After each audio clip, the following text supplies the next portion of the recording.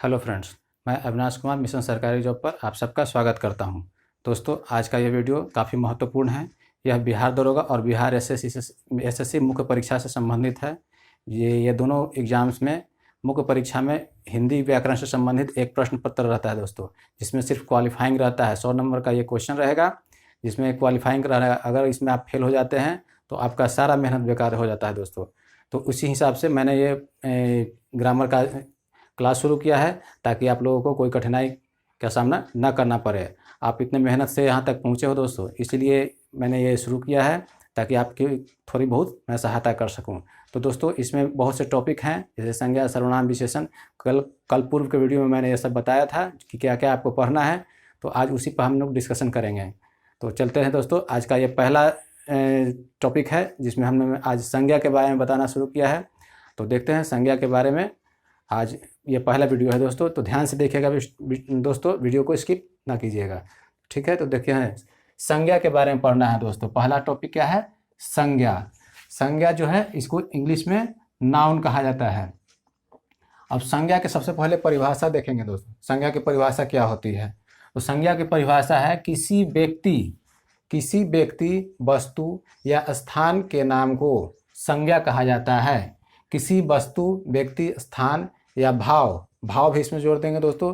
किसी वस्तु, व्यक्ति, स्थान या भाव के नाम को संज्ञा कहते हैं। जैसे व्यक्ति में हो जाएगा महात्मा गांधी, वस्तु में हो जाएगा कोई भी वस्तु मान के चल सकते हैं दोस्तों। दुनिया में कोई भी चीज़ दिखाई दे रही है वो वस्तु माना जाएगा दोस्तों, उसको हो गया हीरा, या कोई भी वस्तु मान सकते हैं।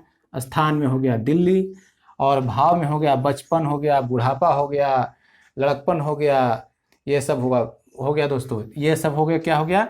ये संज्ञा के उदाहरण है। इन सबको संज्ञा कहा जाएगा। यानी दुनिया में कोई भी चीज़ जो आपको दिखाई दे रही है, जो महसूस हो रही है, उन सब को क्या हम कहेंगे? संज्ञा कहा जाएगा। अब इसी तरह संज्ञा के 5 भेद होते हैं। वो 5 भेद कौन कौन से होते हैं दोस्तों? तो पहला है व्यक्तिवाचक संज्ञा। पहला क्या है? व्यक्तिवाचक संज्ञा। दूसरा जातिवाचक संज्ञा। तीसरा द्रव्यवाचक संज्ञा। चौथा समूहवाचक संज्ञा। और पांचवा क्या है? भाववाचक संज्ञा। इन सबको बारी बारी से हम लोग देखेंगे। तो पहला देखते हैं क्या है?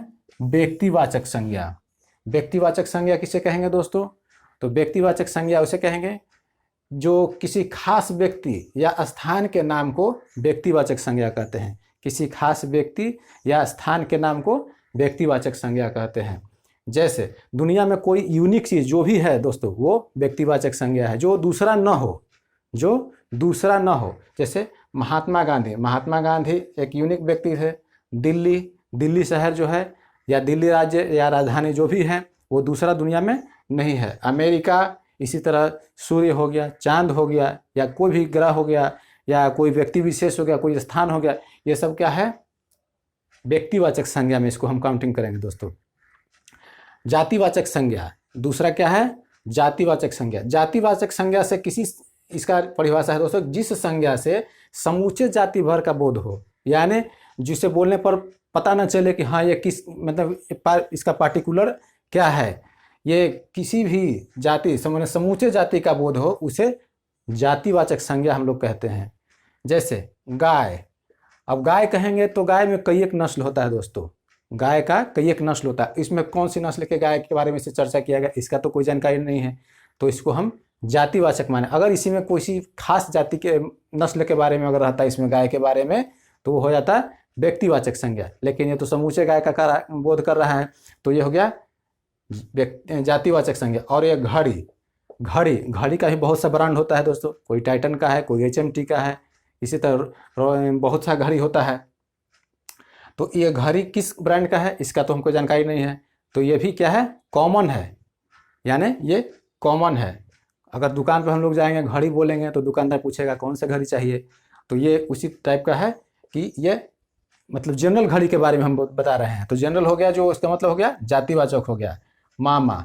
अब मामा जो है रिश्ता है, एक तरह से रिलेशन है, मामा कहते हैं। मामा किसको कहते हैं, किसका मामा, कहाँ का मामा, इसके बारे में तो कोई जानकारी नहीं है। फिर देश हो गया। कौन सा देश?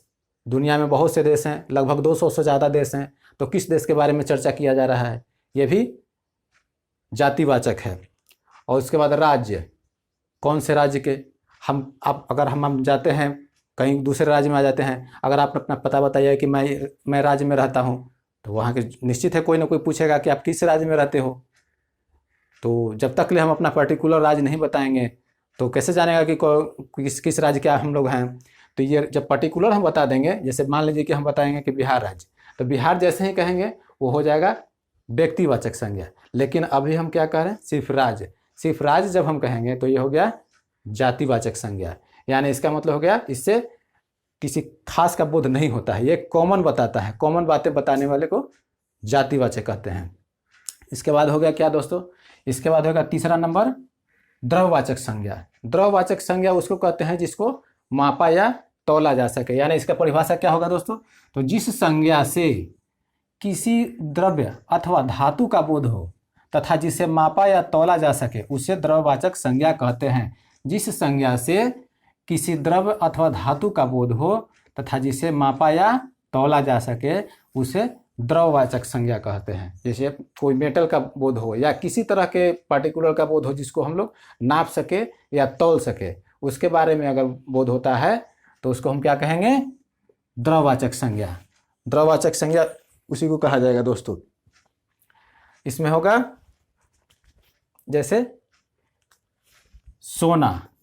सोना क्या है, द्रव है, एक तरह से मेटल है। इसको हम लोग खरीदते हैं तो कैसे खरीदते हैं, या तो ग्राम में खरीदेंगे या किलोग्राम या मिलीग्राम में, जैसे भी हो, लेकिन जब भी खरीदेंगे तौल के खरीदेंगे।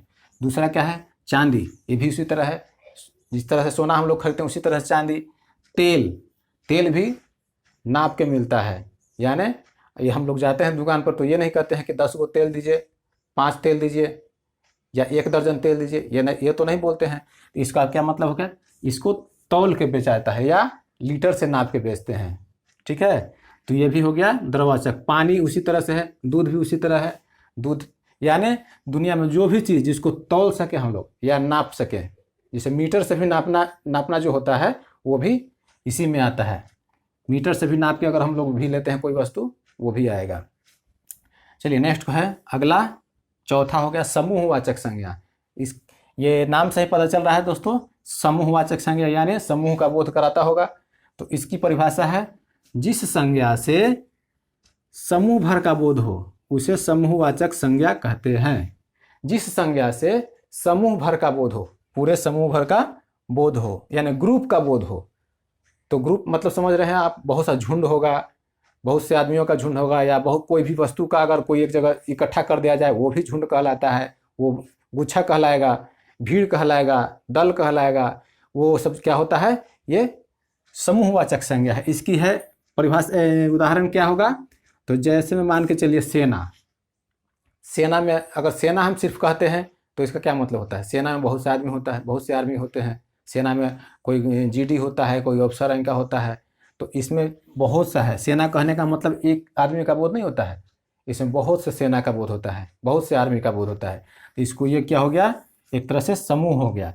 कक्षा है, कक्षा अगर हम किसी कक्षा में मान लें कि 10वीं कक्षा में हम गए पढ़ाने के लिए या पढ़ने के लिए, तो कक्षा में तो हम अकेले नहीं हैं, कक्षा में बहुत से बच्चे होते हैं।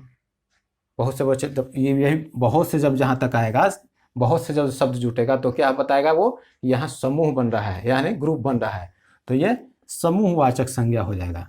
फिर उसके बाद दल हो गया। दल, दल क्या है, यानी राजनीतिक दल हो गया, या कोई दल बना के आदमी चलता है, 10 गो का ग्रुप बना लिया, उसके बाद कोई काम करता है कि चलो दल बना के हम लोग ये काम करेंगे वो काम करेंगे, तो इससे क्या होगा, काम में आसानी होगी। तो वो दल क्या होता है, एक आदमी से तो दल नहीं बनता है, एक आदमी से दल नहीं बनेगा दोस्तों। उसके लिए क्या होगा, 2 या 2 से अधिक का समूह को जुटाना पड़ेगा, 2 या 2 से अधिक व्यक्तियों को जुटाना पड़ेगा, तो तब ही जाके दल बनेगा। यानी ये भी क्या इंडिकेट करता है, समूह को ही इंडिकेट करता है। गुच्छा, चाबी का गुच्छा जो होता है, आप सबके घर में रहता है दोस्तों चाबी का गुच्छा, तो उस गुच्छे में अगर एक चाबी है तो ठीक है, एक चाबी उसको मान के चलेंगे, लेकिन बहुत से चाबी का जब एक जगह गुच्छा बनेगा तो क्या हो जाएगा, चाबियों का एक समूह हो जाता है, यानी ग्रुप हो जाता है, तो उसको क्या कहेंगे हम, समूहवाचक संज्ञा। ठीक है, तो आप समझ में आएगा आप सबको, जिस संज्ञा से समूह भर का बोध हो उसे समूहवाचक संज्ञा कहते हैं। चलिए ये आखिरी है, अंतिम है 5वां, भाववाचक संज्ञा। अब भाववाचक संज्ञा क्या है दोस्तों? तो भाववाचक संज्ञा है जिससे किसी वस्तु या प्राणी के स्वभाव, गुण, भाव, दशा इत्यादि का बोध हो, उसे भाववाचक संज्ञा कहते हैं। यानी जिससे किसी वस्तु या प्राणी के स्वभाव, गुण, भाव, दशा इत्यादि का बोध हो, उसे भाववाचक संज्ञा हम कहते हैं। जैसे वीरता, यानी भाववाचक संज्ञा कहने का मतलब है कि वो दिखाई न दे, सिर्फ महसूस किया जाए। वो दिखाई नहीं दे, सिर्फ महसूस किया जाए। यानी वीरता, किसी का वीरता तो बाहर से देखने में दिखाई नहीं देता है दोस्तों। बाहर से अगर आप देख के बता रहे हैं कि नहीं ये वीर है, नहीं, ये महसूस कर सकते हैं। अगर उससे हम लड़ेंगे या उसकी कोई पराक्रम देखेंगे तभी हम जान सकते हैं कि वो वीर है या क्या है। तो क्या है, वीरता जो है महसूस करने की चीज़ है। तो ये क्या है, ये भाववाचक है। चतुराई, किसी व्यक्ति की चतुराई को आप देख नहीं सकते हैं, उसको सिर्फ महसूस करते हैं। तो ये भी क्या है, भाववाचक संज्ञा है। उसके बाद क्या है, मिठास। मिठास को हम लोग जीभ से महसूस करते हैं, ऐसे देख के नहीं बता सकते हैं कि ये कोई वस्तु ये मीठा है या खट्टा है या तीखा है, जो भी हो, लेकिन बिना टेस्ट किए हम लोग नहीं बता सकते हैं। यानी जब तक जीभ पर नहीं रखेंगे, उसको महसूस नहीं करेंगे, तब तक हम नहीं बता सकते हैं कि वो खट्टा है या मीठा है। तो मिठास हो गया या खट्टापन हो गया या तीखापन हो गया या कोई भी हो, तो क्या कहलाएगा, भाववाचक संज्ञा। बचपन, बचपन जो है, बचपन, छोटा बच्चा का जो बचपन होता है, उसको हम लोग देख नहीं सकते, महसूस कर सकते हैं कि चलो ये माने कोई बच्चा बड़ा भी हो जाता है, अगर उसकी मानसिक स्थिति खराब है तो बच्चा की तरह बिहेव करने लगता है, तो उसको सिर्फ महसूस करते हैं। बच्चा देख के नहीं हम लोग कहते हैं कि ये बचपन में इसका बचपना है। बहुत से बड़े हो जाते हैं, बड़े होने के बाद भी ये वो कुछ ऐसे हरकतें करते हैं जो कहता है आदमी कि देखो बचपना कर रहा है। तो क्या है ये भी क्या है, भाववाचक संज्ञा है। बुढ़ापा भी है, वो भाववाचक संज्ञा है। जवानी है, वो भी भाववाचक संज्ञा है। यानी ये लोग हम ये सब महसूस हम सिर्फ कर सकते हैं। नटखट, नटखट भी क्या है, ये भाववाचक संज्ञा ही है। ये सब टोटल क्या हो गया दोस्तों, भाववाचक संज्ञा। यानी संज्ञा के 5 भेद होते हैं। पांचों में क्या है, पहला व्यक्तिवाचक संज्ञा, दूसरा जातिवाचक संज्ञा, तीसरा द्रव्यवाचक संज्ञा, चौथा समूहवाचक संज्ञा, पांचवा भाववाचक संज्ञा। अब तो मेरे समझ से आपको कोई दिक्कत नहीं होगी दोस्तों इसमें, क्योंकि संज्ञा से जो भी प्रश्न आएंगे आप उसको आसानी से हल कर सकते हैं। इसी तरह अगला वीडियो में इसके बाद वाले जो टॉपिक होंगे उसको मैं बताऊंगा दोस्तों। तो इसी तरह आप हमारे वीडियो पर बने रहिए ताकि आगे आने वाले जो भी वीडियोज़ हैं उसमें आपकी मदद हो सके दोस्तों। तो ये एग्ज़ाम की दृष्टि से काफ़ी महत्वपूर्ण है दोस्तों, क्योंकि इसमें अगर आप 100 में फेल हो गए, अगर इसमें आपका क्वालिफाइंग नहीं कर पाए, तो आपका अगला कॉपी चेक नहीं किया जाएगा और एग्ज़ाम से डिस्क्वालीफाई कर दिया जाएगा दोस्तों।